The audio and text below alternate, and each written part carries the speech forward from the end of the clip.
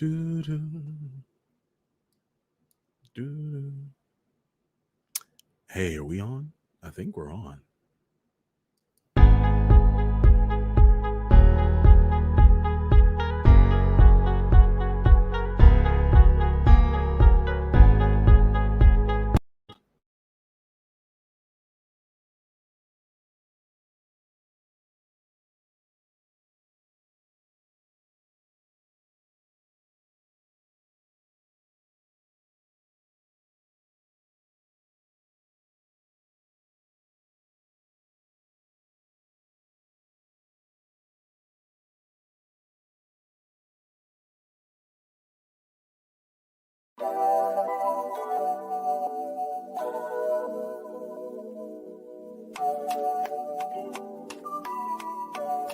Yonder music.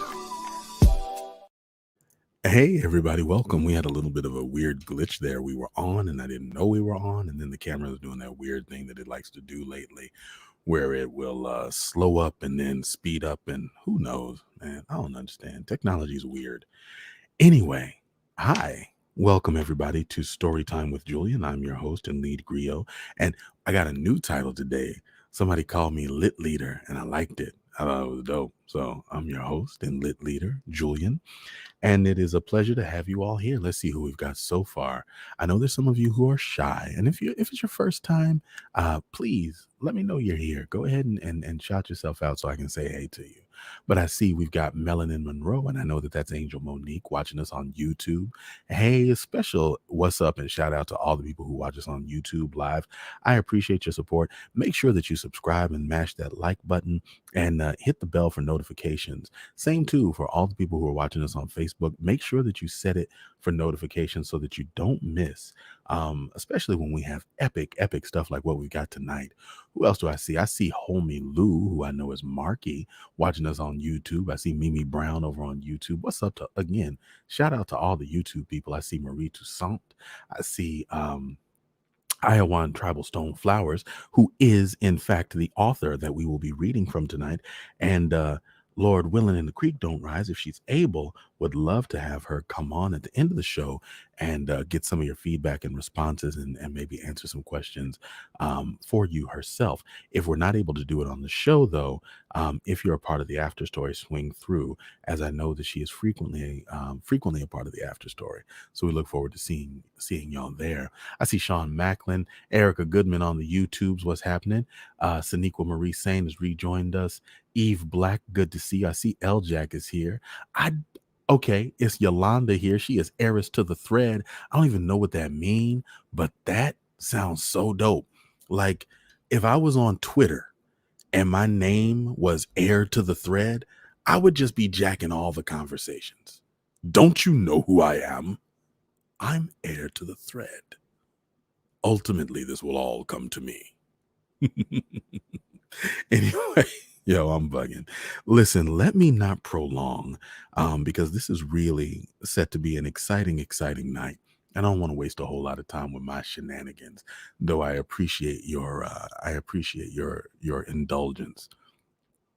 Tonight we are reading from Sigil Magic, which is the forthcoming fantasy epic from Iowan Tribal Stone Flowers. Now, I first learned of Sigil Magic from Terry Meredith, who is friend of the show and frequently a contributor, another dope writer that whose work I've had the opportunity to premiere here on the program.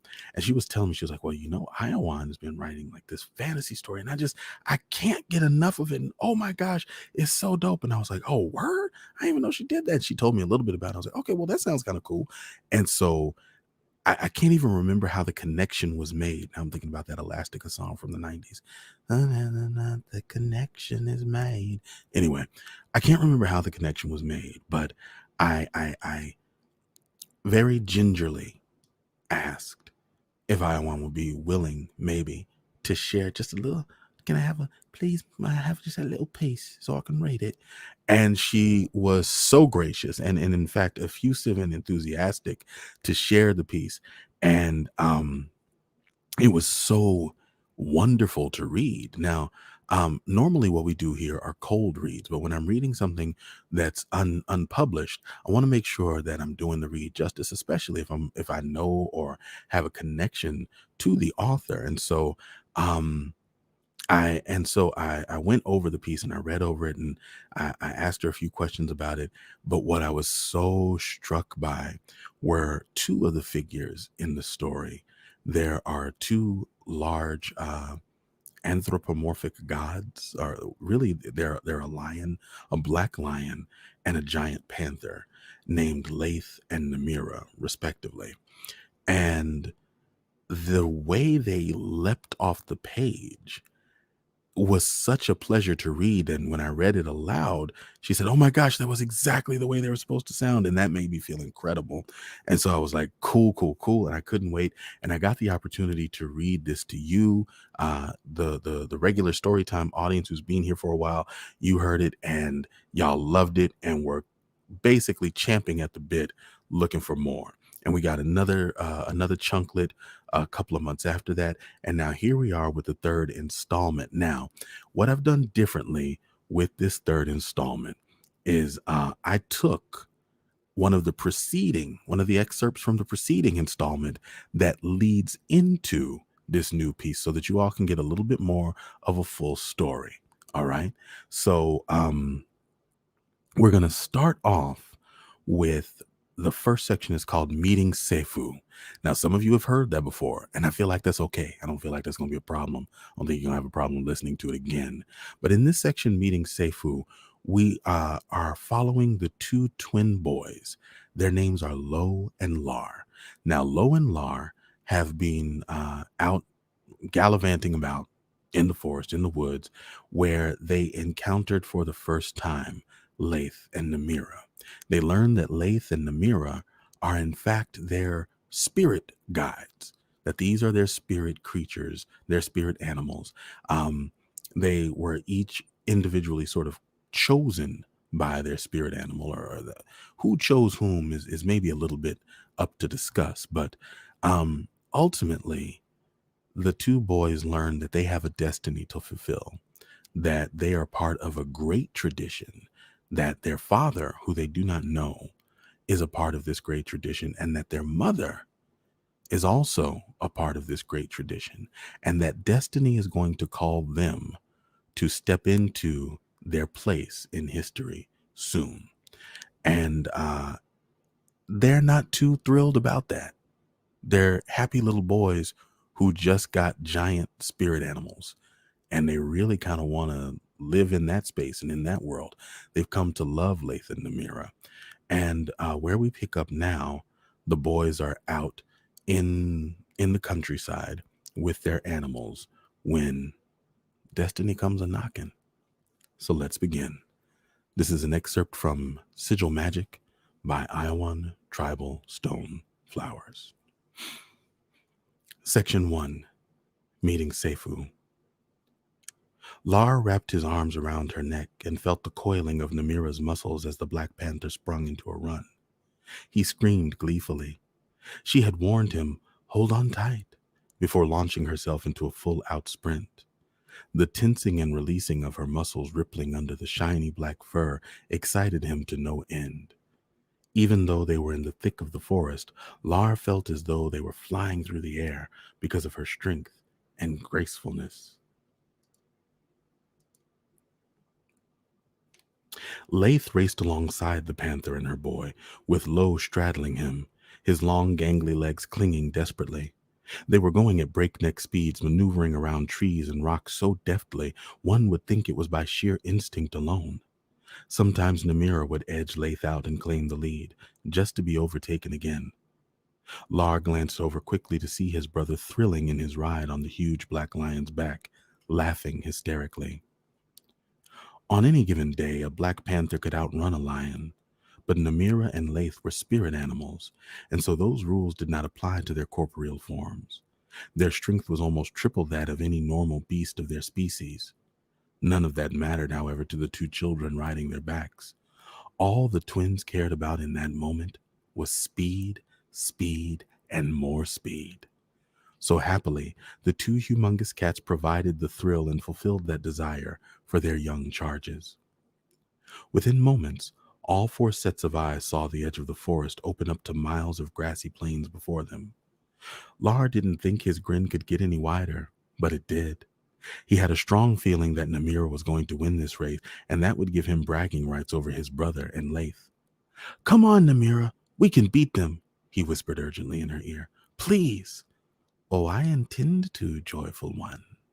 She gave a grin as only a panther can. I'm looking forward to having Lath do my bidding for a week if we win this race. I seriously doubt that, Namira. Lath openly scoffed. Yeah, Lo hollered in concurrence with the massive lion's words and pumped his right fist in the air. We are going to win. I've been at this game longer and stronger than you, Namira. I shall prevail. We will see, you ancient fleabag, Namira said, and she began to edge him out once more. But this time, to Lar's thrill, she managed to keep the lead. The rhythmic pounding of her paws striking the ground resonated like a deep, steady drum beat. Coupled with Lath's running stride, counterbalancing in rhythm to hers, it was music to his young ears. Namira and Lath had been in the boys' lives for only about a month, but to Lar and Lo, it felt as though they had been together since the moment the boys were born. Every day after they finished their learning lessons and whatever chores their mother gave them, the boys would set out for the forest behind their home to meet up with the spirit animals. The only days they couldn't meet were on rainy days. No matter how much they begged their mother, Gina would not budge. They were to stay put inside the house, and they knew better than to pout about it once their mother had made firm her decision. Neither boy had the desire to jeopardize future outings by acting out, and they definitely didn't want their mother finding out about Lath and Namira just because they couldn't control their disappointment. Lars simply could not live without Namira. Thrum, thrum, thrum, thrum, thrum. Namira's running stride became the boy's heartbeat, deep, unwavering, and full of emotion. The only other connection that could possibly surpass this feeling was his bond with Lo. In one sudden massive leap, Namira cleared the forest and burst into the full sunlight of the grassy plains, startling a flock of birds resting in the trees at the forest edge. They burst into the air with raucous chatter. Lar was just about to holler out in triumph when Namira came to a screeching halt, followed by Lath. A moment later, both felines' bodies were tense. They sniffed the air and huffed. Lo gave his brother a confused look. They're here, Lath growled. They who? Lo demanded. Namira gave a shake of her head. Well, my friend, we knew this would happen. One shouldn't act surprised. Surprised about what? Lar asked, not liking how this was going. The felines exchanged resigned looks. Lath lowered his head with a bestial sigh, and they both laid down on the cool grass, letting the boys slide off their backs. The twins sat next to each other directly in front of the felines, not knowing what to expect. This was the most serious they had seen either spirit animal since they met. Each boy struggled with a not-so-good feeling growing in the pit of their stomachs. Lath started. Your father is here. He is with your mother now. Father? Both boys said at the same time, shocked. Lar furrowed his eyebrows while Lo's mouth hung open like he took a blow to the gut. Yes, your father, Namira spoke up, looking at one boy and then the other. He is here for you both. Lo looked pained and shocked. Their mother had rarely ever mentioned their father. The only time he had ever heard anything about the man were those occasions when he just happened to be awake after his bedtime and would overhear his mother talking about him to one of his elder sibs. He remembered one morning in particular when he confronted his eldest sister, Yavandir, about their mother's mention of their father. He hadn't heard the man named, but he did hear his mother speak of how much she missed him. Yavandir vehemently denied having any conversation with their mother about any man. Curiously, that was the last time he was ever able to eavesdrop on any late-night conversations.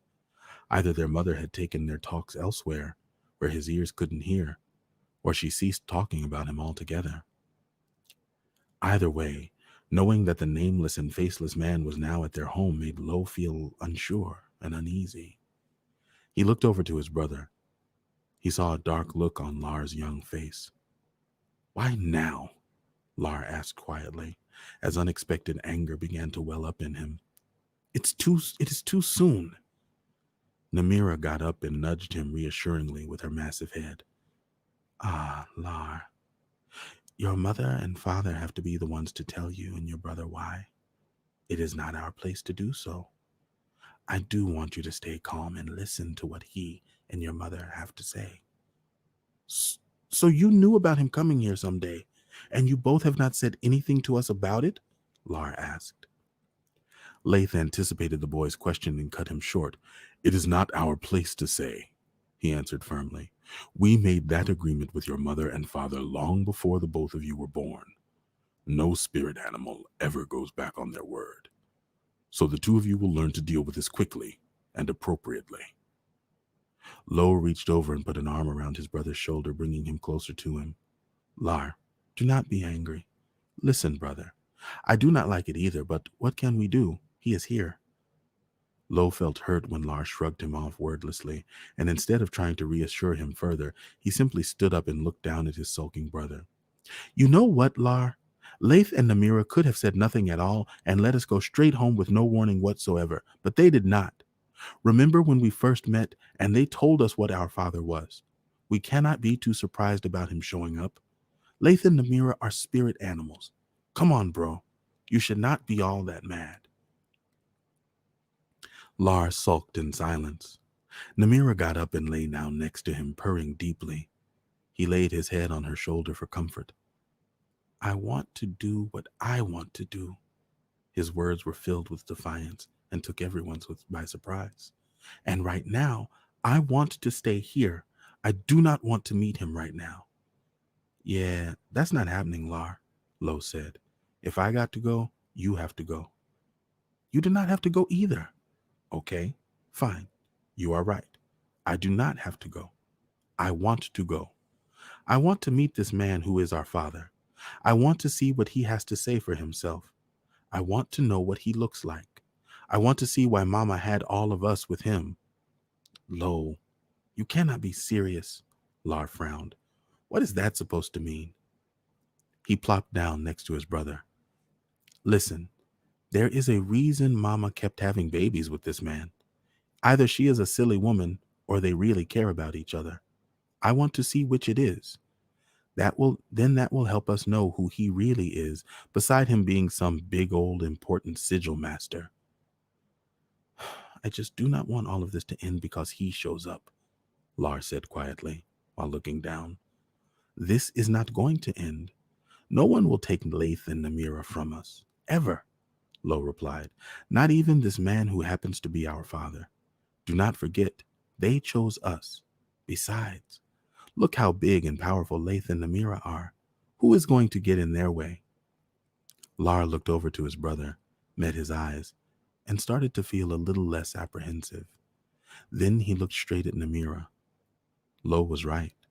There was no way anyone could separate him from her or Lo from Lath. Owing only of his brother, he decided they may as well get home and get this meeting of their father over with. He reached over and gave Lo a hug, which his brother returned. When the boys let go without warning, Lar mushed Lo in the face with his hand, jumped to his feet, and quickly sprinted back into the forest they had came from, all the while laughing hysterically. Lar! Lo hollered and bolted after him at full speed. Lath had looked over to Namira, dumbfounded. He could never understand how human children switch their emotions back and forth so effortlessly. He gave his huge black mane a shake and heard Namira's soft chuckling. Together, the two felines followed their charges into the shade of the forest, back toward their home. By the time Lo caught up with his brother, he found him at the edge of the forest, hunkered down behind a huge fallen tree, peering cautiously over it so as not to be seen by anyone that happened by. He was breathing just as heavy as Lo from the run back. Though they made it back home without riding on Lath and Namira, the trek was longer than either one had expected, and they were both winded. Neither realized how far the large felines had initially run.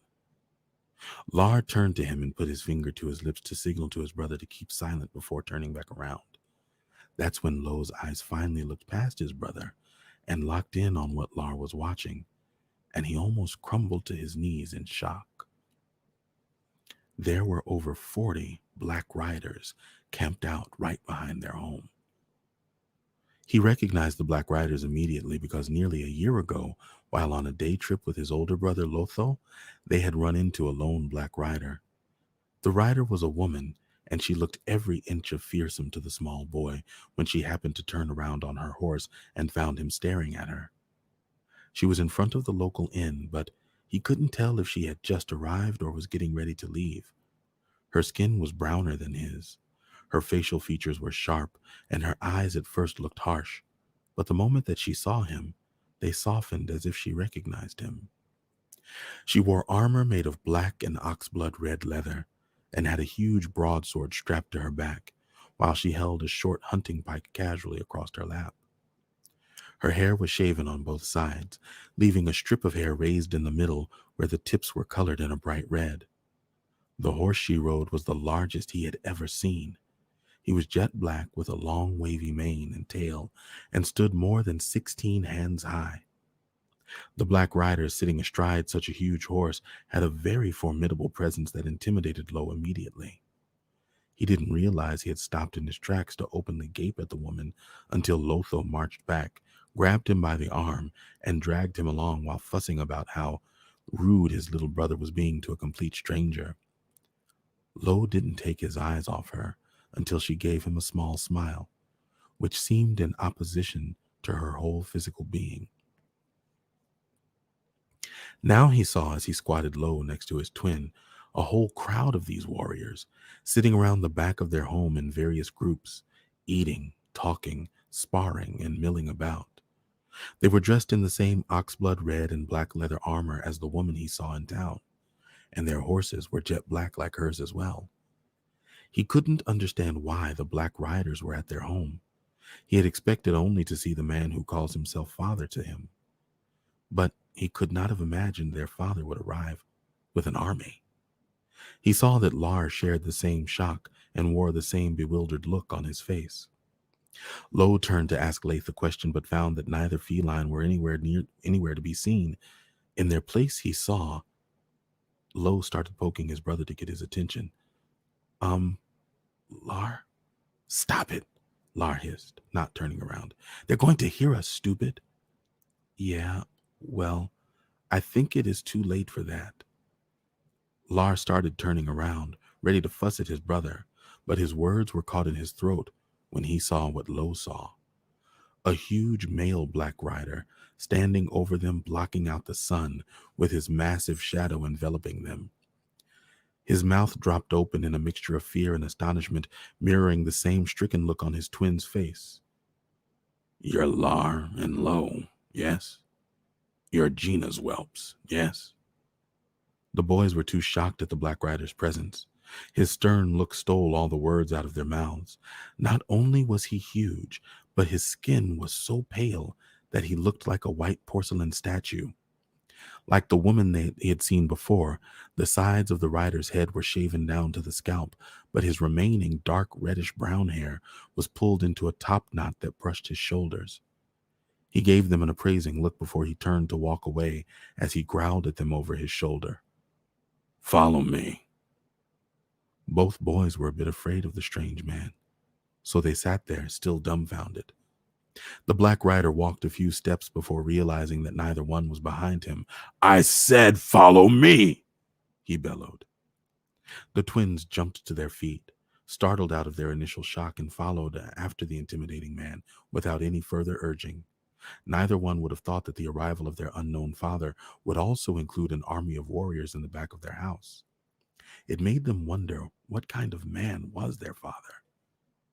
Lo glanced quickly over to his brother, saw the growing annoyed look on Lar's face, and started to feel concern for him. He reached out and rubbed his brother's back reassuringly. He understood his anxiety, but he hoped that Lar would at least give this man and their mother a chance to explain themselves to the both of them. Every few steps, the Black Rider would glower over his muscular shoulder, frowning to make sure that the boys were following behind. Lo flinched each time, fearing that even if they did try to bolt off in two different directions, that the Black Rider was fully capable of earnestly hunting them both down and dragging them back, kicking and screaming. They entered the makeshift camp behind their home, and the other men and women milling about took little notice of the trio as they made their way to where two older men sat on a fallen log. The two men stood up at the sight of them approaching. Lo noticed one man was just as tall and wide as the Black Rider, but not as muscular. His skin was the color of dark burnished copper. His hair was buzz cut, and his clean-shaven face looked very welcoming. While the older man, while the other man was older, with a light tawny complexion, mustache, and goatee, with salt and pepper colored hair. He had a smaller, wiry frame, and his dark eyes looked shrewd, almost calculating. Ghost eyes, the smaller man spoke up first. Who do we have here? The guests of honor, he answered gruffly, and then walked away, leaving his find with the two men. Lo and Lar stood awkwardly in front of the two men. The larger man offered his hand in greeting to the boys. I am Erudan, and this is Judah. We are old friends of your mother and your father. Lar looked down at Erudan's hand and then cocked his head to the side, belligerently looking into the man's eyes, but unwilling to take his hand in greeting. Lo was not as standoffish, though he too declined to accept the strange man's hand. Where is our mama? Judah chuckled. They are not one for greetings. Right to the point, I see. Feeling a bit miffed, Erudan retracted his hand as if he was just about to get hit by an animal. To get bit by an animal. Yes, they are. Looks like their ruffian ways are quite genetic. Ah, that's not nice, Erudan, Judah laughed, shaking his head. How would you feel if you came home to all of this? He gestured widely, especially after a trained killer unceremoniously escorts you to your own home. Wouldn't you want to know where your mother was, too? Yes, Erudan agreed grudgingly. Well, since you understand them better than me, you take them. I'll just go hang out with the rest of the trained killers. At least they appreciate when a welcoming stranger greets them properly. He gave a curt bow and left his friend and the two boys standing there. Judah turned his full attention to the boys and gave them an appraising look. Are you two ready to meet your father? We do not have a father. Lar! Lo smacked his brother on his arm to shut him up. Judah snorted at Lar's reaction and gave a little smirk. One is being polite in the face of the unknown, and one is being blatantly honest regardless. This is going to be very interesting. Well, they are waiting for you inside. Surely you don't need me to escort you into your own home, Judah said dismissively as he sat back down on the fallen log. Run along now. We'll more than likely talk at a later time. At the direction of their mother, Lar and Lo sat at the family table across from her and the man they assumed was their father. They both stared at him openly with a combined mixture of curiosity and apprehension. Even with him sitting down, they both could tell the man was tall. His dark brown face was rather expressionless as he stared openly back at them. Their sibs were not home yet. It was just the four of them sitting there, waiting for someone to break the ice. Gina glanced over at Seifu briefly before turning her attention to their two youngest. As you can plainly see, we have a few guests. A practical army, to be honest, she said a bit nervously. Lar directed his gaze at Seifu. Who is this man, Mama? Seifu didn't react to Lar's intense glare. He kept his still face expressionless, which seemed to irritate the boy even further. Lo placed a hand on his brother's shoulder as he leaned over and whispered something in Lar's ear. Lar's body relaxed visibly as he looked away from Seifu. Gina continued. This man is your father, boys. His name is Seifu, and you must leave with him. Lar jumped to his feet, knocking his chair over. I do not want to go anywhere with this man, he shouted. Why are you doing this to us? Seifu calmly stood up from his own seat, instantly towering over Lar. He crossed his arms in front of his chest, looking down at Lar, and smirked when he saw the fire in his eyes. The boy reminded him of himself. I'm afraid you do not have a choice, Seifu said with calm fierceness in his voice. It is not up for debate or argument. What about our other brothers and sisters? Lo asked. Are they coming too? And what about Mama? We cannot leave our whole family here. Seifu met Lo's eyes. The fire in his eyes was a little more tempered than that of his brothers. Just you two. For now, Gina anxiously interjected. Right now, it is most important that you leave with your father. Lar picked his chair from the ground and sat back down. The idea of being separated from his mother and nearly all of his sibs definitely did not settle right with him. Looking over, meeting his twins' eyes, he saw the same thought reflected. Seifu was someone that neither of them knew. He couldn't understand what would keep this man from all of them, especially from their mother. And why now, when Namira and Laith have just entered their lives? Mama, I want to know why, Lo said. Before answering, Gina sat momentarily, with her hands clasped, and glanced at Seifu. They both had known this wouldn't be easy, but actually dealing with the questions was harder on her emotionally than she realized. Lo, she began gently, I will leave it up to your father to explain everything to you both. It is something that he feels he at least owes you. I want you and your brother to allow him to do so as a favor to me. She looked from Lo over to Lar. Promise me. No fair, Lar pouted. She reached over and cupped her son's chin in her hand and made him look up at her. Yes, Lar, it is not fair at all. This is the beginning of realizing that nothing is ever fair. It is really about how you handle it when all is said and done. So promise me that you and Lo will handle it fearlessly. Now he felt sad inside more than angry. He definitely did not want to disappoint his mother, despite his emotions. I promise, he said quietly. I promise too, Mama, Lo chimed in next to him. We are going to watch each other's backs, he added, giving their father a wary eye. Seifu tried not to chuckle at the boys because he understood how serious this moment with their mother was, while a virtual stranger was in their midst. You remember Xylia? Gina asked. Both boys nodded their heads in unison. Xylia was like a grandmother to them. She was firm, but often had a soft spot for them and their sibs. Well, where your father is taking you, she will be there, she explained. Xylia will watch over you like you were both from her own belly. She has known your father and I since we were way young. They both brightened a little at the sound of the woman's name. Lar and Lo knew that now that they at least had one ally they could trust. However, in the next moment, Lar pointed at Seifu while keeping his eyes locked on his mother. Do we have to call this strange man father? Lo was thinking the same thing, but was actually trying to find a nicer way to put it, or at least he wanted to wait until they were alone with their mother to ask such a forward question.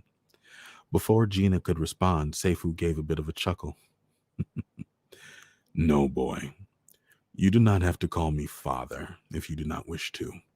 My name is fine, as long as there is no scorn in your tone when you speak to me or of me. Lar glared at Seifu. There was no way he was going to make it easy on this man at all. Calm down, brother, Lo whispered to Lar. You are going to upset Mama. She is already almost there. Lar gave a shake of his head and took a deep breath. For Mama, I will calm down, Lo. After a few seconds, Seifu said to Gina, we are going to leave the day after tomorrow. I want them to have time to say a proper goodbye to you and their sibs. I will explain everything to them on our way to the keep. All right? She nodded her head wordlessly. Seifu reached over, kissed her on her forehead, and left quietly. Lo was a bit surprised at the tenderness displayed in that small act, while Lar averted his eyes and gave a frown of disapproval.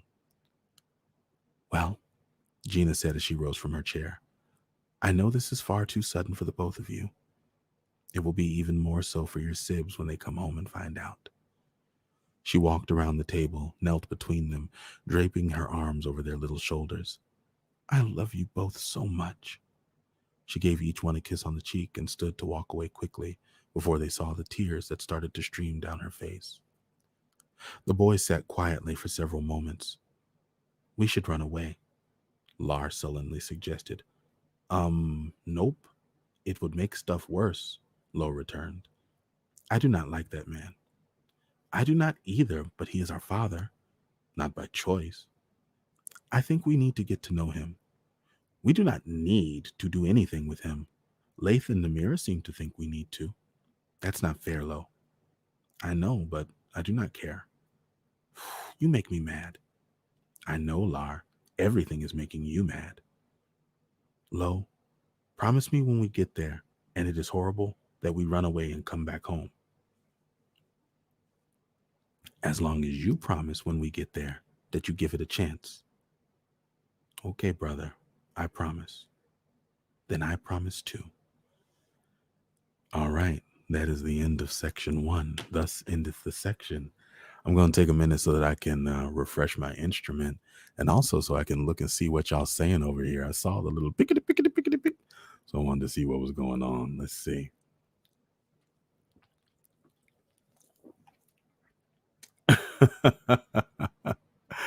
Okay, I don't know who this person is, but whoever this is like my favorite person right now.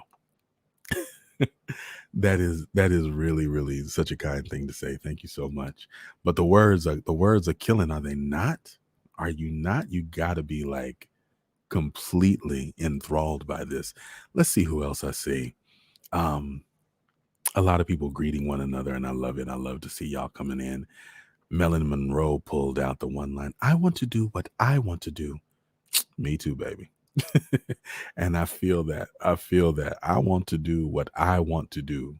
I don't want no lions and panthers and strangers telling me what I can do with my life.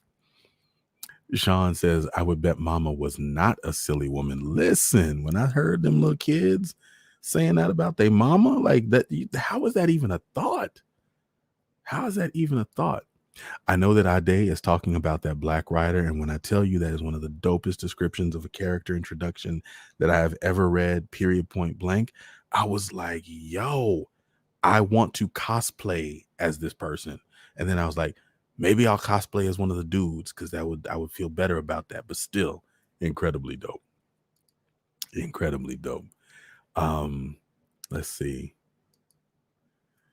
Pop's bold as no scorn, huh? Yeah, listen. Pop said real clear, you can say my name, but you're gonna put some respect on my name. You're gonna put some respect on my name. Uh so yeah, that's what's up. Let's see. Even though I've heard this before, I am as enthralled as the first time. Kamisha, me too. Like seriously, this story takes me there every single time. Every single time. And a day in the life, it will be. I'm mad that I read it 3 times and just caught it that time. You're good. You're good. All right. We'll be glad to have you. We will absolutely be glad to have you. All right. So let's get back to it. That's the end of section 1. Sections 2 and 3 read much faster, but the entire evening is dedicated to these excerpts from Sigil Magic. So we got time. Section 2. Lo and Lar meet Isa Chamayasa 3 Moon. Isa Chamasaya 3 Moon. They rode out right before the rising of the morning sun. Besides tearing the boys away from their mother, the hardest thing for Seifu was leaving behind a remnant of his family once more. His only solace was knowing that next year Gina and the rest of his children would be joining them at the keep. By then, he hoped that the 2 boys would be fully adjusted to their new life. He glanced behind him, checking up on the twins.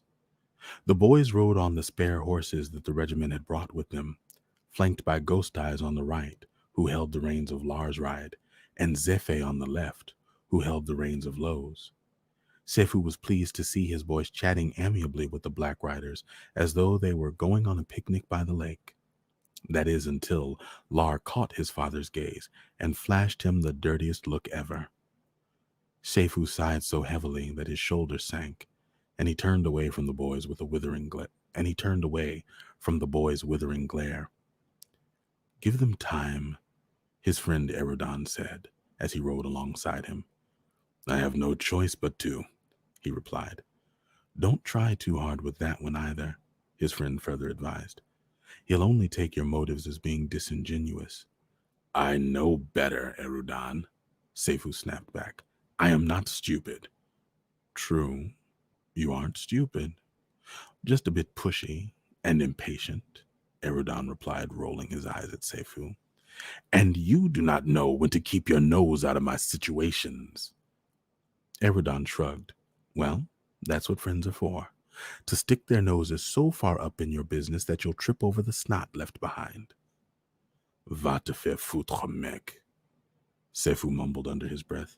"Ah, ah, watch that language of yours." Erudan wagged a finger at him. "We have children here." Seifu scowled at his friend, but said nothing more as they continued to ride through the woodlands. He took in the twinkling drops of dew on the blades of grass as the sun continued its glorious rise. To their left, a small river ran parallel to their trail. Opposite the trail, a coterie of woodland creatures lingered about, unperturbed by the large party of dark-cloaked riders. The scene was a pleasant distraction from the contentious mood between him and Lar.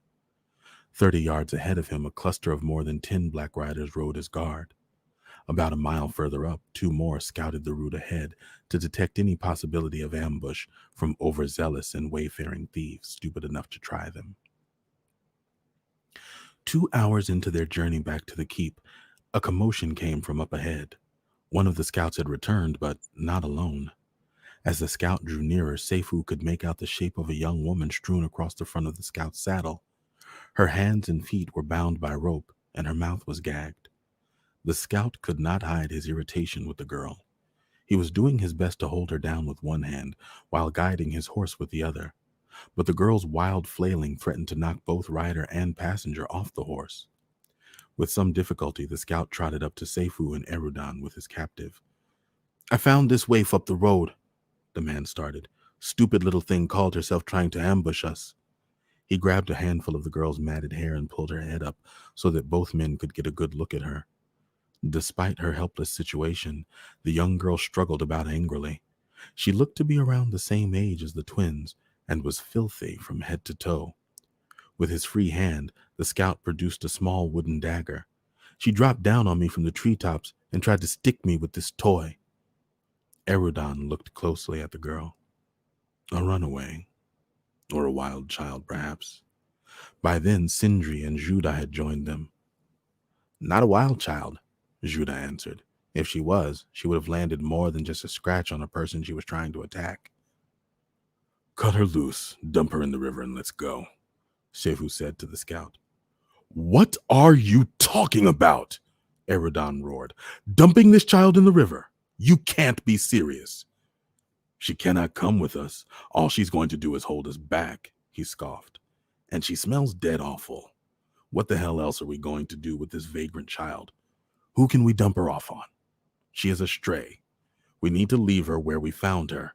We know nothing about her. We have no idea who her people are or who may be looking for her." "So says the man with skatey billion spawn. Just what the hell is wrong with you? Where is your compassion?" Seifu scowled at his friend. "My compassion is with my own children, my woman, my men. That's where it is. You want her to come with us? Then you're going to have to be responsible for her. You take all the risks involving her. And since we have no spare horses, she rides with you, smell and all." Erudan hesitated before answering. He took another look at the girl who struggled still in the scout's grip. She stopped struggling and met his stare with one twice as hard. He sighed. "Okay, give her over. Undo her feet and remove that damned gag from her mouth." "She bites," the scout protested. "Hard." "Oh, she does she?" Look here, girl. Eridon leaned forward so that he had her full attention. I may have gone against my friend and better judgment by keeping you with us. I am a genteel, educated, and proper man. But if you so much as lay one of your rotten little teeth on me, I will slit your throat like a pig for slaughter. Do you understand?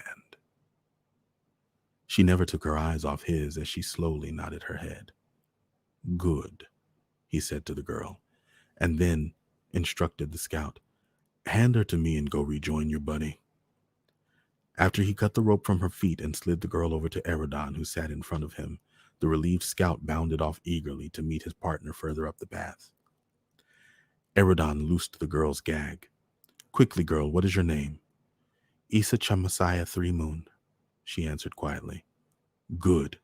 I'm Eridon. That evil man that wanted to dump you in the river is Seifu. Do you know what we are? Black Riders. They are Black Riders. Eridon gestured at the men who escorted them. Then he rolled up the sleeve of his tunic and exposed an array of intricate and colorful tattoos of animals on his right arm. We are Sigil Masters. He noticed that the girl's body tensed at the mention of their name. You are familiar with us, yes? Yes. Then you know not to do anything stupid, he added, quickly jerking his sleeve back into place. Yes. Then, Issa Chamasaya Three Moon, we are off to a good understanding.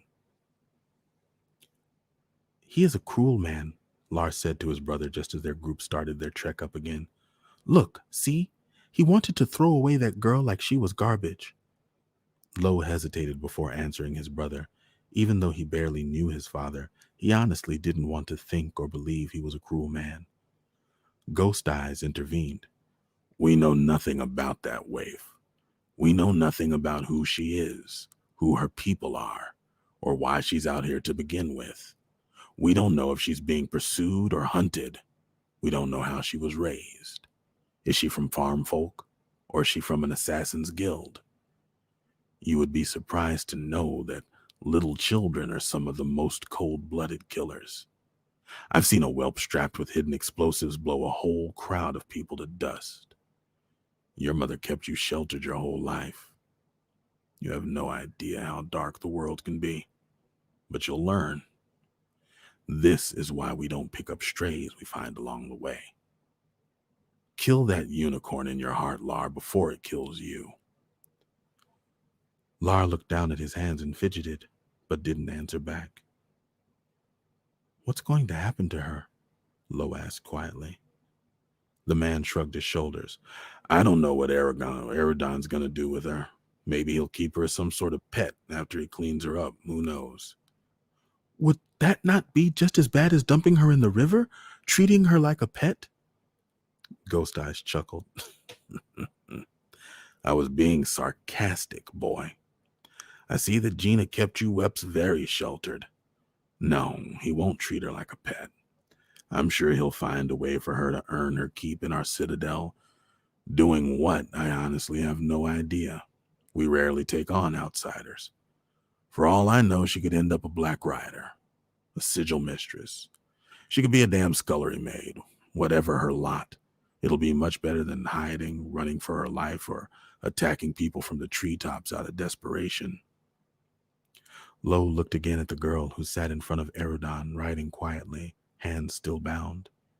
He wondered even more what her story was. He had a hard time believing she could be dangerous. She looked so haggard and worn, with her dirty face and filthy rags that barely stayed in place. How long had the child survived like this? Where was her family? Ghost Eyes nudged the boy in the ribs to get his attention. Try not to let your curiosity get the best of you, Lars' curiosity did get the best of him. When the sun was at its highest point in the sky, it was decided that the caravan of travelers would break, eat, and take a rest before continuing. Lo sat down. Lo's curiosity, I think I said Lar, I'm sorry. Lo sat down from his horse, grateful for the opportunity to stretch his legs. His brother appeared at his side looking just as glad. Lo began to approach the spot where Erodon and the girl, still bound by the hands, were sitting. Whoa! Where are you going? Lar asked, grabbing his brother's shoulder forcefully. I want to meet the girl, Lo answered. Do you not want to meet her too? Ghost Eyes told us not to talk to her. He did not, Lar. He said, do not let your curiosity get the best of you, he hissed. Lo gave a toothy grin. He said, try not to. That is different from saying we cannot. Oh my God, Lo, really? Oh, stop it, Lar. Look at her. She is a child like us. Lar sucked his teeth at his brother. You are very stubborn. Mama always said you had a hard head, brother. You are stubborn too, always giving Seifu the death stare, Lo retorted. Then he leaned closer to his brother and gave him another toothy grin. Besides, maybe you should come with me to meet the girl. I bet you it will make Seifu very angry. Lar's face brightened at the thought of irritating Seifu further. Oh, brother, Lo smiled while shaking his head. You are not nice at all. Just then, Erudon rose from his resting place and joined Seifu and the other men across the way. The girl was alone. Lo playfully punched Lar in the chest. Look, see? Now she is alone. We can go and meet her. Then he sprinted away. His brother followed quickly. Hi! Hi! The boys appeared suddenly and plopped themselves directly across from the quiet stray girl, startling her in the process. She looked quickly from one face to the other and back again, and thought that she was losing her mind. She had no idea that there were other children traveling with these armed men, but more than that, she could not understand how they were so cheerful. Their brown, smiling faces took up her field of vision, and she had to back up a bit from their closeness. I am Lo, and this is my brother Lar. You look the same, she whispered. We are twins. Of course we look the same, Lar said matter-of-factly. What is your name? Issa Chamasaya 3 Moon, she answered quietly. Your name is a lot, Lo said. We are going to call you Issa then. She shrugged her shoulders. It's not a lot to me. But it is a lot to us, Lar interjected. His eyes went down to her bound wrist. Do they really think you are that dangerous? So much that they have to keep you tied up? Issa shrugged her shoulders again. You tell me. They're your people. Are you sure about them being our people, Issa Chamasaya? Lar teased. She looked at him confused. You look like you're with them. You even talk and look like the one who wanted to dump me in the river. We do not look like him, Lar answered back, bristling. Yes, you do. You're probably mean like him too. Lar started to say something, but Lo put his hand up to silence his twin. That man is our father. That is why we look like him, Lo said. He heard Lar mumble something that may or may not have been vulgar, but he ignored him. Anyway, where are you from? Where is your family? Issa looked away from him. I don't want to talk about it. Why? Though she would not answer him, Lo saw that Issa was shaken at his question. He looked at his twin worriedly. Though Lar was initially put off by the girl, he too softened at her obvious sadness and reached out to comfort her. Issa flinched and pulled away. Hey, wait, I am sorry. I do not mean to hurt you or scare you, Lar said. I only wanted to talk to you. Talking doesn't mean you have to touch, Issa replied. How about we just talk to you about us? Lo suggested. You do not have to tell us anything about yourself if you do not want to. Is that okay? And we promise that we will sit right here, just across from you, and not touch, Lar offered. Issa looked cautiously from one brother to the next, and each one gave her a wide smile while nodding their heads enthusiastically. She wanted to smile at their antics, but they hadn't earned enough trust to see her smile. So she kept a straight face and just nodded her head. Section 3. Issa Chamasaya and Erudon. The midday break was a short one. Seifu intended to return the keep with haste. The boys needed to begin their training soon. They had wasted enough time.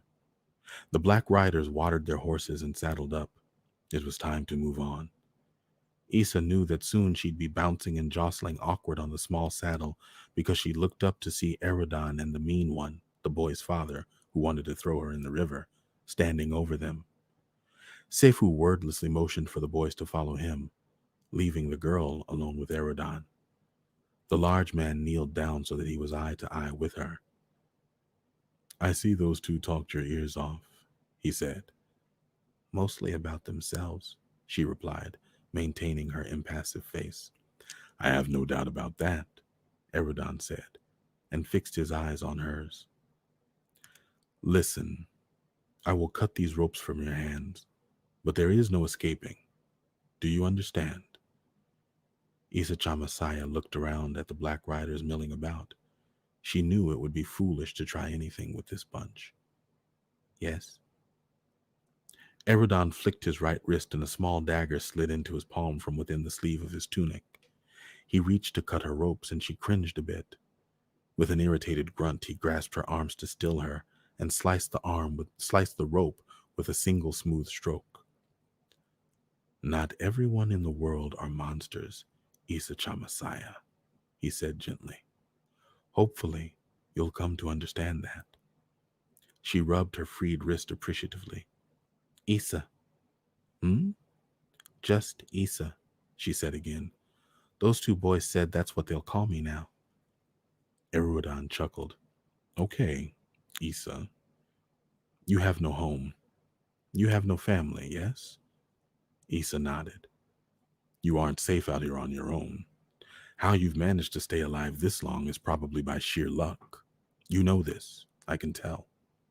You may not feel this now, but you should be grateful that we were the ones you stumbled upon. Black riders and sigil masters don't go around killing starving, desperate children. That man wanted to throw me in the river, and you threatened to slice my throat. Can you swim? Throwing you in the river is different than sticking a blade in your belly. As for me threatening to slit your throat," he shrugged, "you're still here, breathing from the hole in your face and not one in your neck. I only needed to ensure that you would stay put and keep those grimy little pointed teeth to yourself. Let's be honest here. You're better off with us, and you know this. Where we are headed, your chances will be much better than where you stood trying to live out here in the wild and unfamiliar terrain. To have even tried it means you must have no one who cares for you. Your family, your people, they're all gone, aren't they?" Issa's eyes grew dark and heavy, and she gave a small, barely perceptible nod. Erudan let out a sigh. "I won't push you for details, but if you need a fellow refugee to speak to when you're ready, I'm willing to lend an ear and a sympathetic shoulder. Understand?" She lifted her eyes. "Yes." "All right then, let's go." He rose to his full height. "We've got a long way to go and you smell awful. I may just have to dunk you in the nearest lake myself." The first leg of their journey to the keep closed more peacefully than Issa had expected.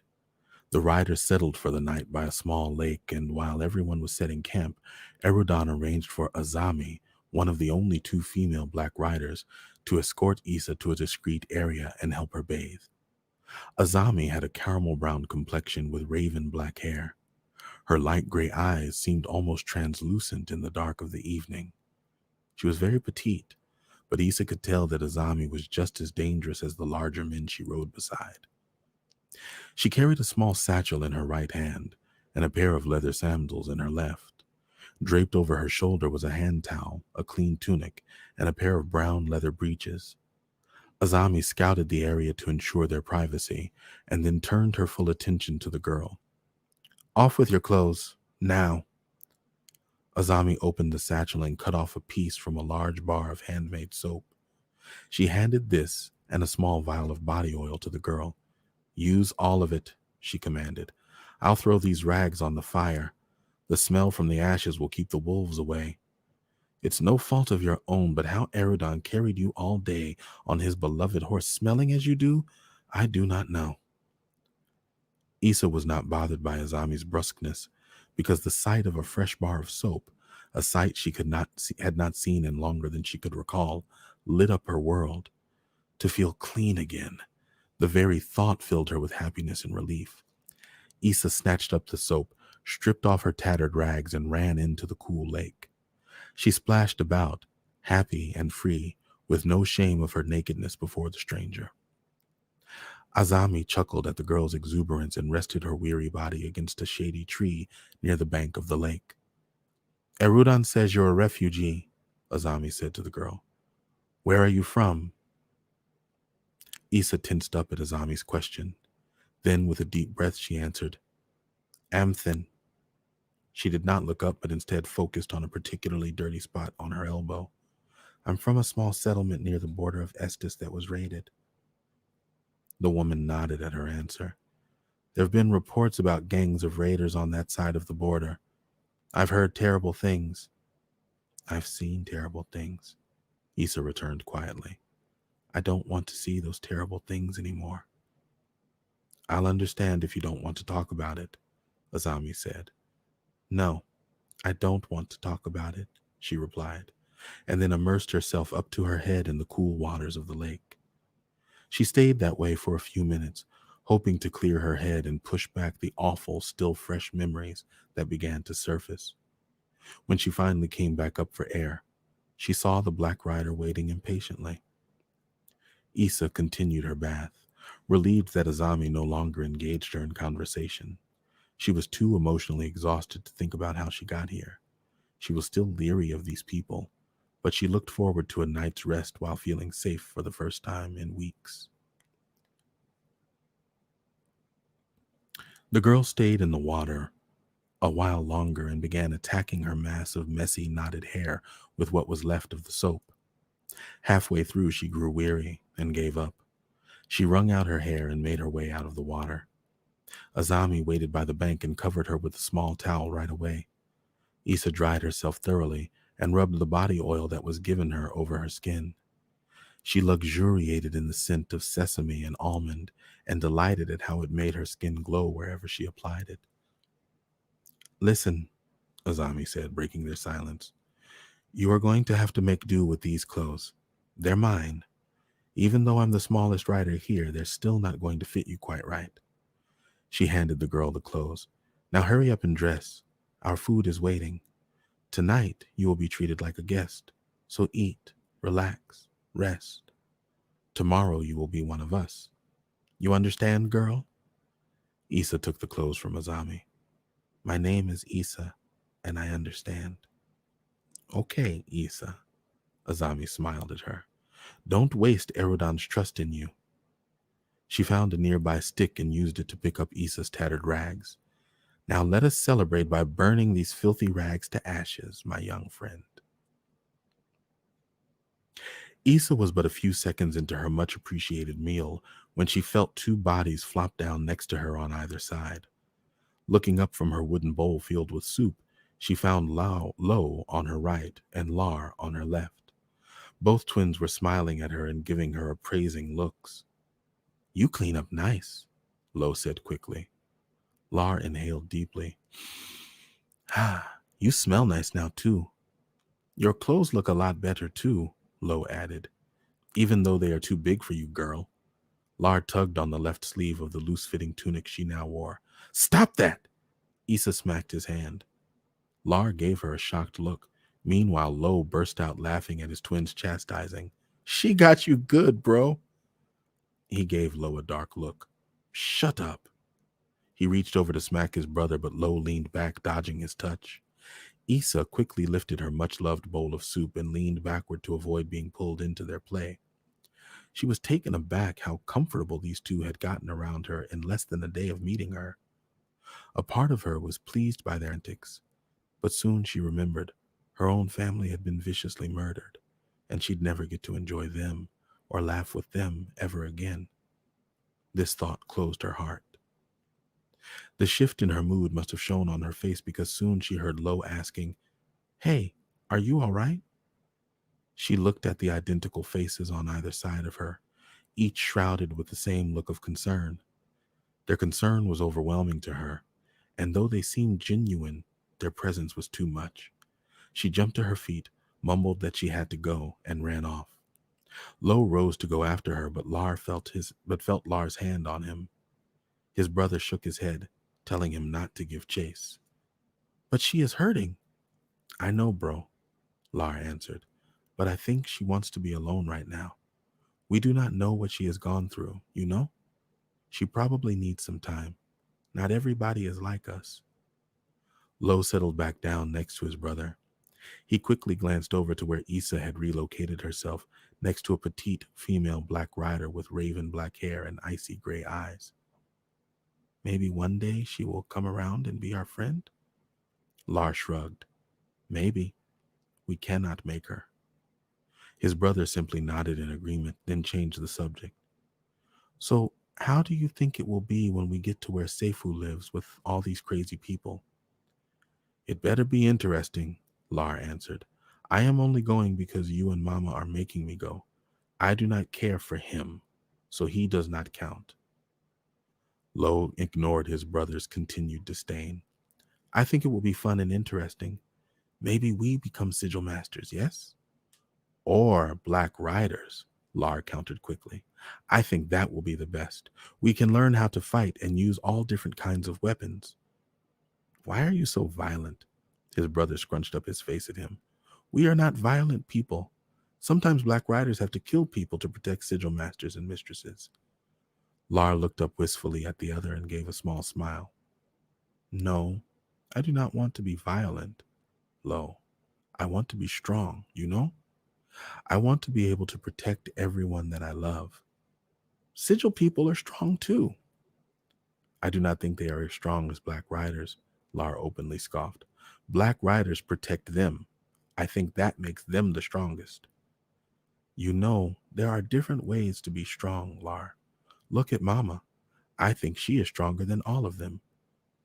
He gave Lo such a serious look and then suddenly smiled at the thought of their mother. Yeah, she is. Our Mama is the strongest. He gave his brother a huge nudge and nearly knocked him over, which caused Lo to grab him in a playful head yoke. Right then and there, the roughhousing was back on, with several people watching and shaking their heads over the boy's antics. And thus endeth the story. You have been fortunate to hear the premiere of a new excerpt from Sigil Magic, the work of soon to be renowned and acclaimed author Iowan Tribal Stone Flowers. It has been my absolute pleasure to introduce this new section to you, and for those of you who have never heard any of Iowan's work, to introduce her as an author to you. I am going to try and send an invitation to Iowan because I would very much like it if she were able to join us in discussing this amazing piece that she has written. So, if you'll be patient with me for just a moment, I'm going to try and make it, as they say, do what it do. And here we go. I maybe should have sent this at the beginning. I only do this every week, twice a week for like almost a year now. You'd think I'd have this down pat. But we learn and we grow and we learn and we grow. All right. Picking up Iowan right now and sending that invite. Actually, boom, do it like this. Because the computer machine, the computator device, wants to be a little bit difficult. In just a second, though, I am eager to read your comments. I saw the little ticker tape just a going and flicking and a flopping, so I know y'all got something to say. Let's go ahead and pull up some of these comments now. I gotta scroll back because y'all was talking. Let's see. I don't know who Busy Peach. I don't know who Busy Peach LLC is, but hi, Busy Peach. Good to see you. Glad that you found the party over there on YouTube. Let's go back. Let's go back. Let's go back. Okay.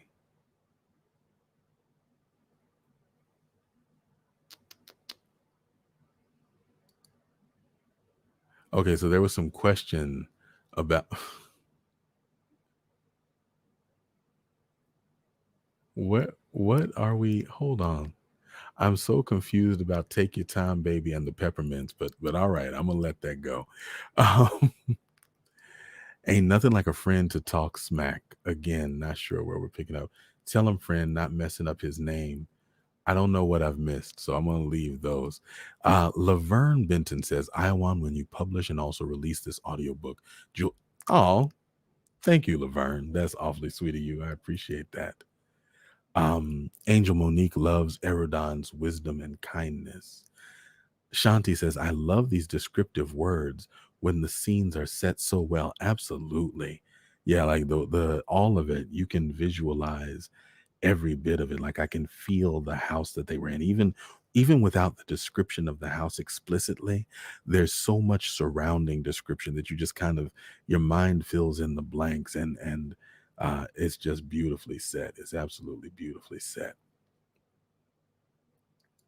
A Day in the Life says, "Literally, I'm in the story right now." Melanie Monroe, this one too got me too. Skatey Billion, Skatey Billion. I mean, that's a friend right there that's gonna tell you about yourself. You know, you got Skatey Billion kids. Let me borrow some of them kids for my taxes. Skatey Billion. All right. Um, this line: "My compassion is with my woman, my children, my men." And this apparently did it for A Day in the Life. That's what she needed to hear. The way he said "my woman," well, all right now.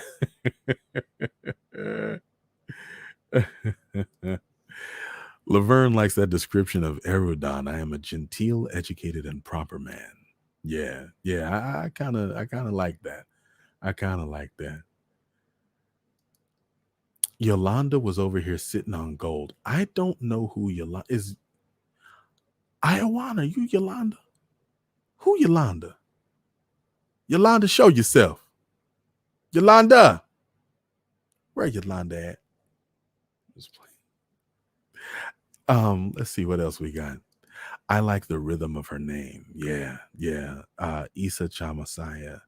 The rhythm of her name is dope. I hope I'm saying it right. I only saw it in print today. So uh "Kill that unicorn in your heart before it kills you" was absolutely my favorite line of the whole thing tonight. "Kill that unicorn in your heart before it kills you." That was my one. That's my one. That's the one that's going on the t-shirt that I'm gonna have to design for myself. "Kill that unicorn in your heart." Because the unicorn, the horn will come right up out your heart and stab you from within if you don't kill it first. What'd he die of? Unicorn attack. It's a damn shame. Damn shame what he did to that heart. Angela Lee Rain says that the scenes are rich and filled with details that I can see. That is a pretty universal opinion. Yeah, like everybody is feeling the details. Iowan, I don't know where you are. I hope that you got the invitation because I really would love for you to come in and chit chat with the folk. Kamisha said that was an amazing line. I'm thinking that we're talking about the unicorn line. If so, agreed, agreed, agreed. Sneakle says, "Sigil Mistress, I'm almost getting Sons of Anarchy vibes." Okay. Well, I have to fill that in. I used to watch that show, Riding Through This World. Um, Parsing adult words is what kids do best. Yo, listen, when he said to try not to. Like, word, little boy, if you don't get your little identical twin behind. Let's see. Side note. I love all this love you're getting on YouTube, Iowa. For sure, for sure, for sure, for sure. The mischievous ones, definitely with the twins. Like it's settled because it's a lot, right? Like they just he just we're gonna call you Issa then, because your name is a lot. It's not a lot to me. It's a lot to us. Okay, it's a lot to us. So we're calling you Issa. What you gonna do? You tied up. You can't do nothing about it. That's kind of how I felt. I was like, word, you just. I think it was Lar who just jumped in. It's a lot to us. I mean, everybody's name can't just be 3 letters, Lar. Come on now. Uh Saniqua says she'd have to pop Lar after that. Yeah, definitely. And he does have his father's fire for sure, for sure. Talking doesn't mean you have to touch. That part right there. I was so proud of that little girl for standing up for herself. I was like, for real, for real. Proud of that little girl for standing up for herself in that moment. They hadn't earned enough trust to see her smile. That part was dope. That part was dope. Like a stone in my heart. I don't know what you're referring to. Come back to me and let me know. Um, Again, Busy Peach, thank you so much. I'm glad that you're here. I'm glad that you find it to be amazing. I hope that you come again and that you find us every Tuesday and Thursday at 10 p.m. Because this where we at. This what we do. Um, a day in the life said I was over there too for a while. Yeah, it's more fun over here. That's all I really wanted was for y'all to be kicking it over on Facebook. I mean, I'm over on YouTube. I mean, I'm gonna bring the Facebook messages out here too, so we can see the Facebook folk are here, but YouTube is where it's at. That's where I'm trying to get y'all all to be. I wonder if Issa is dangerous or just scared, you know? I don't know, but I agree with the day in the life. I think she's smart for sure. And though she's carrying some pain, a day likes her strength. It seems like overall, Issa is well liked. Mimi Brown likes Issa. Angel Monique says that she has a quiet strength. Mimi Brown said, yes, that's it, the quiet strength. Okay, so y'all, I see y'all having a whole conversation here. All right, let me try and catch up because I really want to find where Iowan is. I don't see Iowan. Where you at, Iowan? Iowan, are you Yolanda? That's all I really want to know in life right now. Is Iowan Yolanda? These names are beautiful. Let's see. Let's go over. Let's do a roll call. Let's do a Shibuya right quick. We got Lo, Lar, Lath, Namira, Gina, Seifu, Ghost Eyes, Zefe. Hold up. Judah. I like him. I like Judah. Um, Zefe Judah. And of course, Isha Chamasaya. And who else? Am I leaving anybody out? I think that's everybody. But yeah, those are some beautiful names. Those are some beautiful, beautiful names all the way across. Lyrical, even, says Sean Macklin, exactly hitting the note. Um, Thank you, Busy Peach. I appreciate that. And you too, a day in the life. I appreciate that. I appreciate both of you so much. Um, Saniqua says that they alone are sheer poetry or such poetry. Yes. Mimi Brown over here invoking a movie. Call Me by My Name because Issa was like, hey, hold up. My name is Issa. I ain't gonna be girl. Ain't gonna be too much of this girl mess. I didn't even went around and shortened the name for y'all. So y'all can call me by my name. Put some respect on it. Absolutely. Latricia says that she is enjoying this story so much, and I am glad. Me too. Me too. Me too. Me too. Um, she already told them that talking does not equal touching, right? So they need to chill on that with the grabbing of her shirt, right? Grabbing her tunic. Powerful young woman. Now, Saniqua has some heartbreaks here, so I want to know what that's about. So let me know in the comments what I missed there. Um, how apropos their desires, so authentic to who they are. Yeah, yeah, they revealed themselves so hardcore in that little. I want to be a sigil master. Psh, bust that. I want to be a black rider. Give me the weapons. I want to be strong. But then the beautiful part of it, I want to be strong, not so I can be violent, but so I can protect the ones that I love. You got to love a child's heart for that. You got to love a child's heart for that, for real. Let's see. This is quite a comment from Kamisha Umstead. She says, I can barely chit chat or write when I listen to your stories. You are absolutely transported to the world of your words. Brilliant, like all the sections that came before, like I'm sure all the sections that will come after. Brava, Iowan. Whew, that was amazing. Bravo, bravo. Strength does not mean violence. Preach. Yeah, that was dope. The tenderness and respect for mama was everything. Listen, when it ended, I heard Boys to Men. Okay? It was like, you know what? Mama is the strongest. And I was like, Mama, Mama, you know I love you. I heard it. I heard it. It sounded better in my head, though. It sounded in my head. My head has harmony. That's all I'm saying. Um, Iowan, I am really truly longing to see you join in. I sent the invite. I don't know if you got it, and I'm not seeing your comments here, so I don't know what happened. Oh, okay, Hold up. Comment says, I didn't see the invite. Check your cellular telephone, Iowan. Check your cellular telephone because I sent it to that. But hold on. I will also send it. You know what, Latricia? You ain't gotta do me like that. You ain't had to do me like that. It's okay though. I'm never gonna cry. I'm not gonna sing that song. So I'm thinking it. I'm not gonna shed no tears. Said I'm not gonna cry. You're not worth my tears. I was your lover and your secretary. Okay, let me stop. I'm trying to send this invite and I'm goofy. Iowan Tribal. And plus all that, just saying them lyrics and they'll yank you off YouTube just because you thought the lyrics too loud. All right, here we go. I sent the invite again using Messenger, so hopefully that will work. All right, hold on. I missed some things. Yolanda is Iowan. Yolanda is Iowan.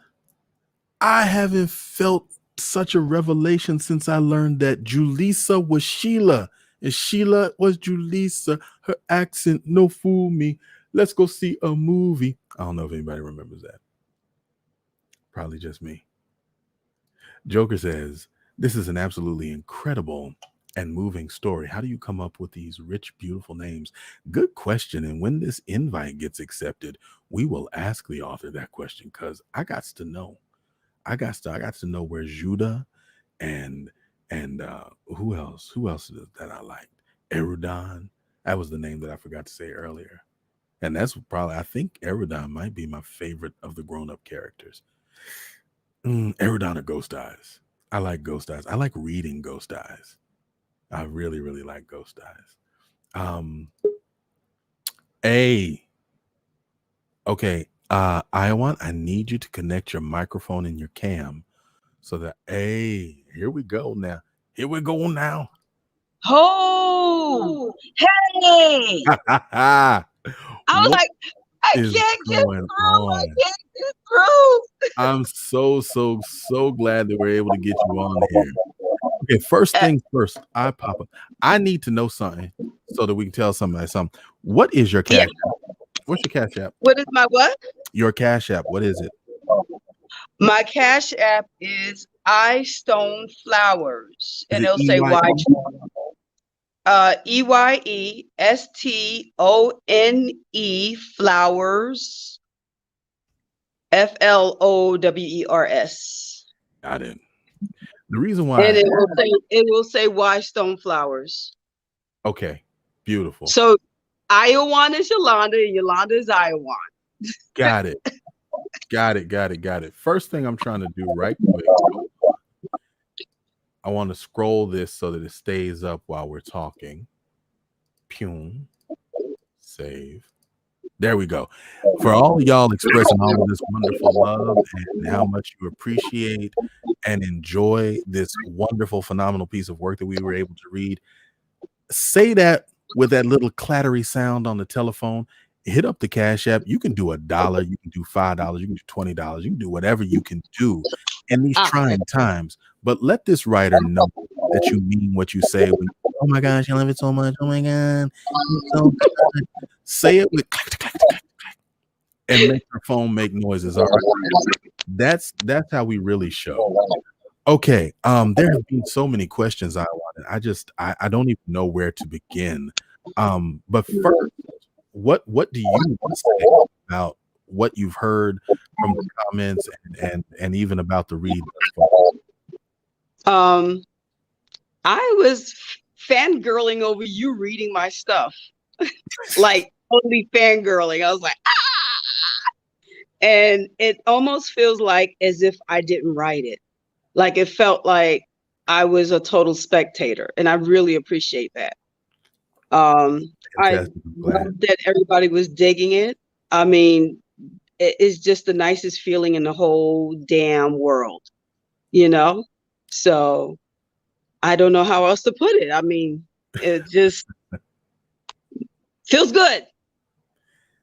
Somebody cue Tony, because I ain't allowed to sing no more. I But it do. feel good. There it Yeah. is. So now, Do not tell my age. I don't know your age to tell it. I didn't even know you was Yolanda. I'm learning all kinds Oh, of things today. I'm so sorry. I have to let you into the inner sanctum sanctorum to tell Okay. you all my, you know. All right. Because I was like, why are people complimenting Yolanda? This is Iowa.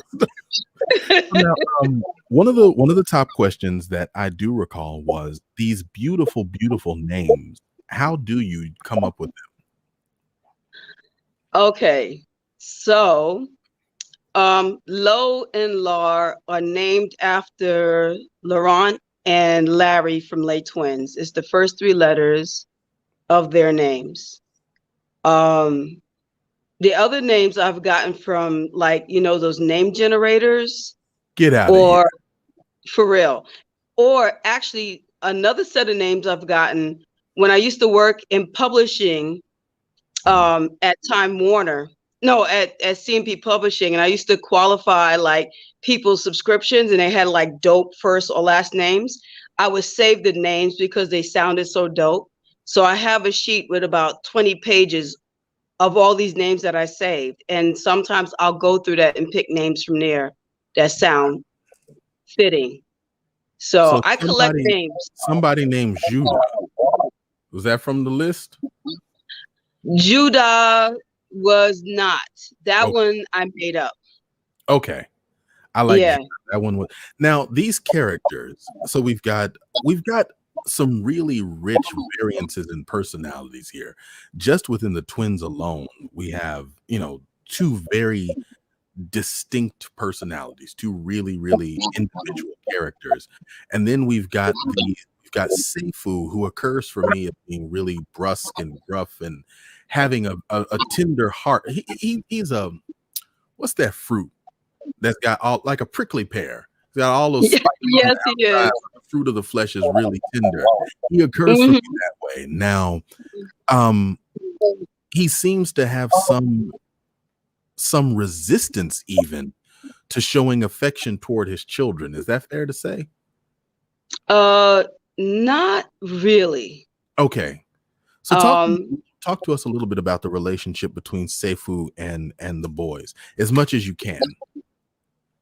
They don't know him. He's coming out of nowhere, but they don't know the fact that he loves them very much is the reason why he stayed away.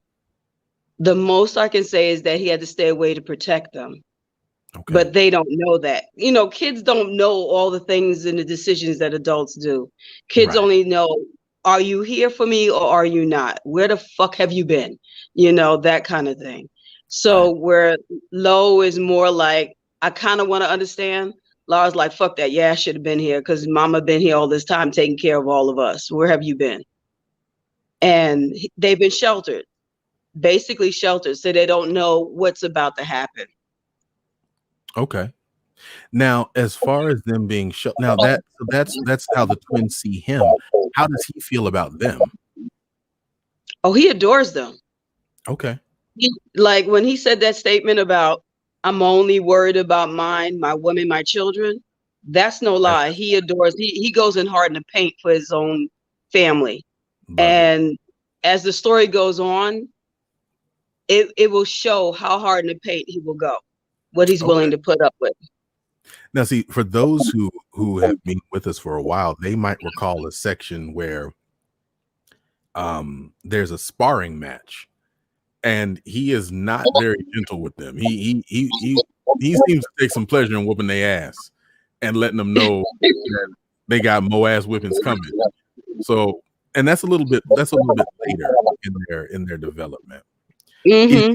But so he adores them. Do we get to see him be tender with them? Eventually. Okay. That's it. That's it. That's all. Okay. Yeah. I'm gonna walk away from that one.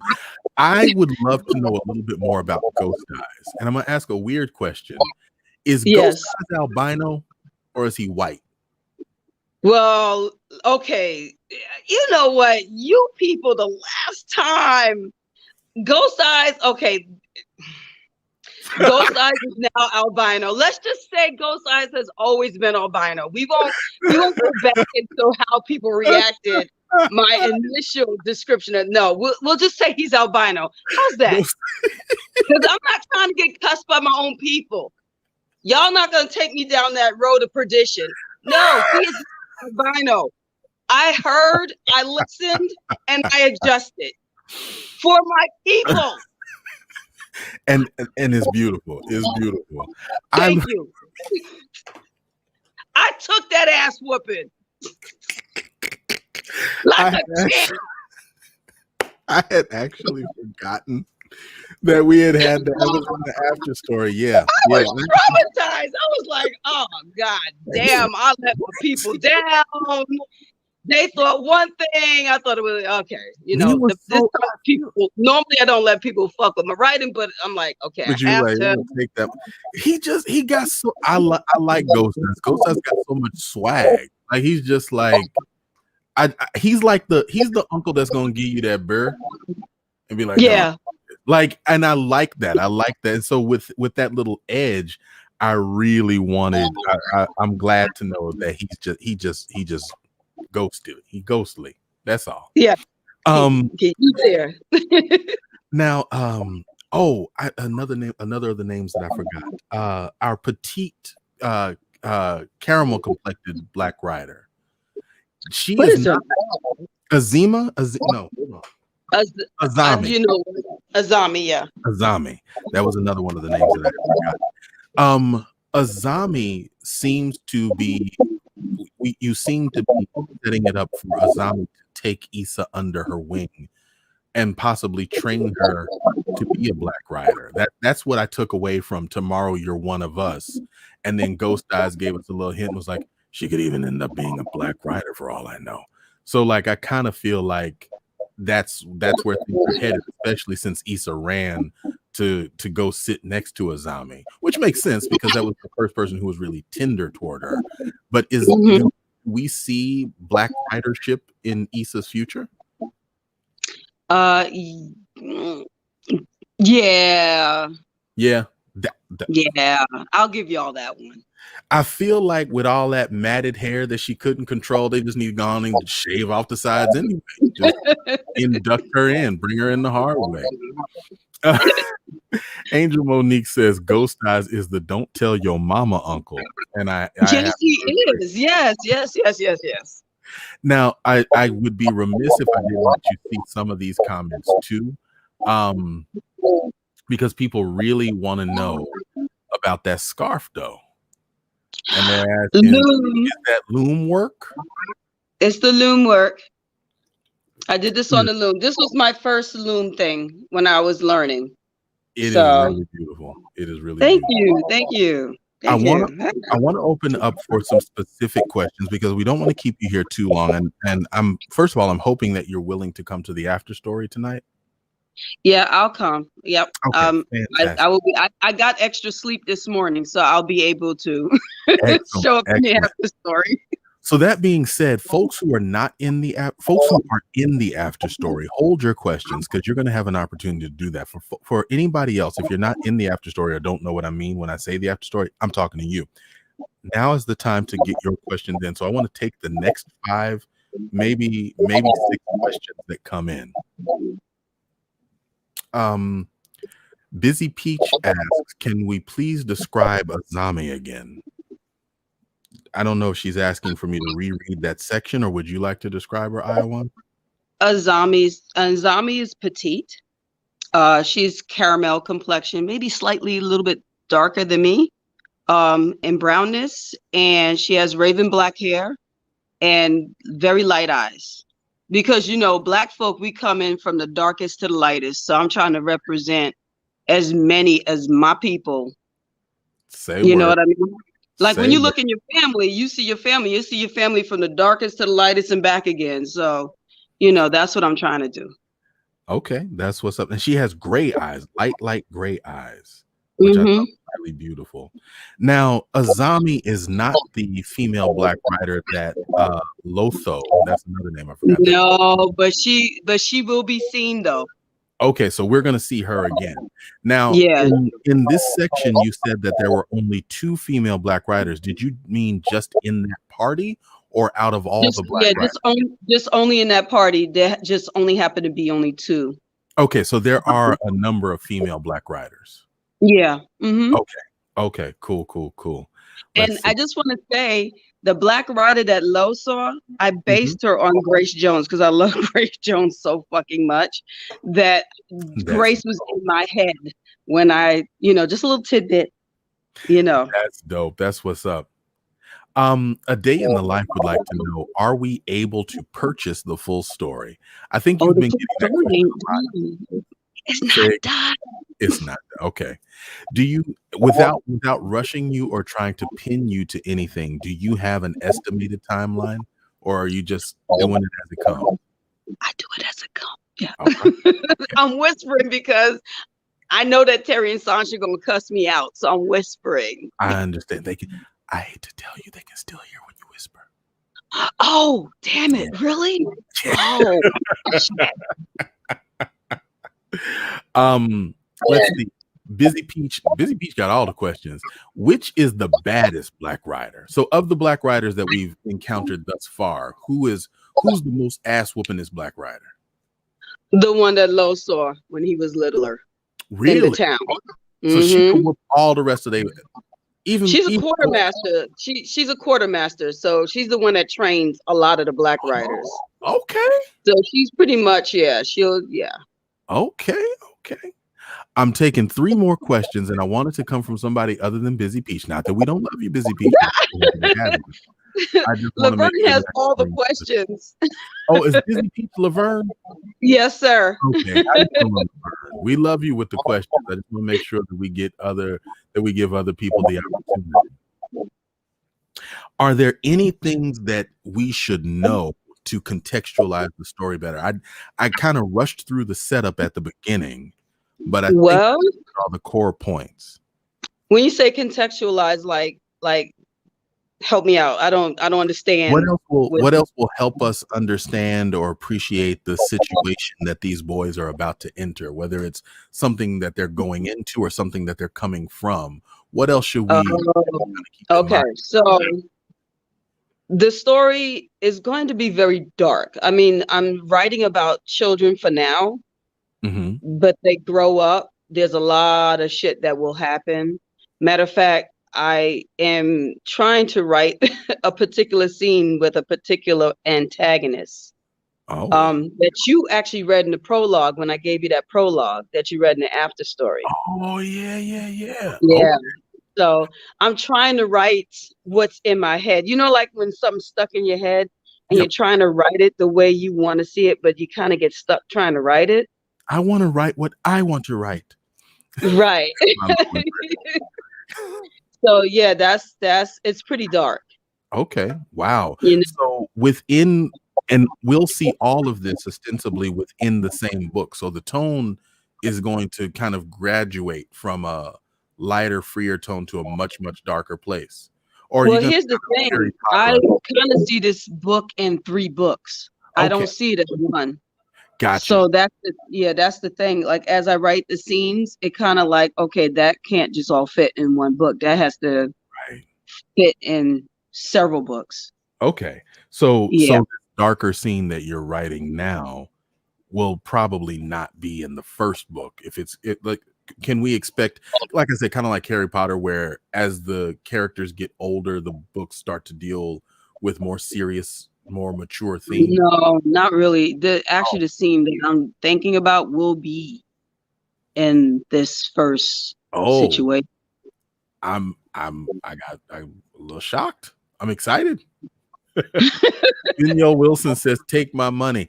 You can give her your money now, and she can take it again later. You give her the money now. You'll get your book. It ain't got to be same time. You'll get it one day. Don't worry about it. Joker said that she was going to ask if the Black Rider was based on Grace Jones. It definitely. See, Joker and I are there. Me and Joker are there. See, she picked up on it. We are there. Indeed. Well, listen, thank you, first of all, so much for sharing this work with us. I really can't Thank tell you you how for reading it, and I really appreciate it. And thank you all for enjoying it. I really appreciate it. And woohoo! we're so glad that you shared it with us, and thank you so much for coming out tonight. This has been Storytime with Julian. We have been fortunate to read and premiere a new section from Sigil Magic by author Iowan Tribal Stone Flowers, who we have with us tonight. You can always find Storytime with Julian every Tuesday and Thursday at 10 p.m. Eastern Time on Facebook Live, on YouTube, and occasionally on Twitch. And you can find us on Saturdays on Clubhouse at 9 p.m. Come in every week for the pre-read at 9:30, where we just kind of shoot the shit and shoot the breeze. And if you have a piece that you'd like for me to read, please feel free to send it to storytimewithjulian@gmail.com. And we'll either, if we don't read it on the Tuesday, Thursday program, on the Saturday program on Clubhouse, we do that for authors to kind of help them hear their pieces and develop and cultivate a new relationship with it.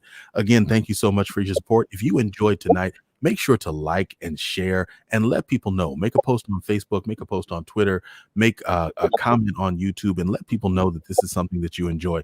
And do not forget, if you've got the opportunity, whether it's $1 or more, go ahead and tip your griot, Iowan Tribal Stone Flowers. You can see the Cash App scrolling here, and it will be present in both the feeds on Facebook and YouTube. Find that link, click that link, share, and bless. God bless, and thanks so much for coming out. That's it for Storytime with Julian. Here comes the closers. Bye-bye.